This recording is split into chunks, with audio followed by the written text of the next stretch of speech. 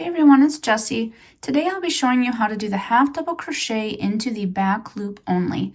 I've worked up a swatch here so you could kind of see what kind of texture it gives it, and it's very nice, stretchy. You will want to start off with a row of half double crochets. If you're not sure how to do that, I'm going to link a video here so you can go ahead and check that out and then come back here. So after every row, we are going to chain one and then turn our work.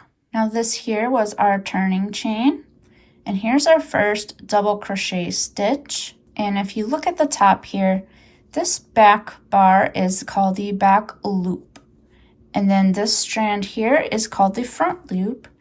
And when you go to the side, this is the horizontal bar, also known as the third loop. We're not going to worry about that today. We are just going to be worrying about our back loop right back here. We're going to yarn over, and then you're going to take your hook and you're going to go down the center of that V and underneath that back loop. Then you're going to yarn over, pull that through, and yarn over, pull through all three. So here is our next stitch, this V here. We're going to yarn over, we're going to go through the center, down through the center of that V, underneath that back loop, yarn over, pull through, and then you're going to do a regular half double crochet.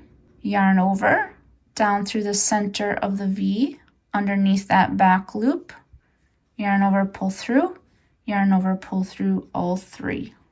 Yarn over, down through the center of the V, underneath the back loop, yarn over, pull through, yarn over, pull through all three. And that is how you do the half double crochet into the back loop only.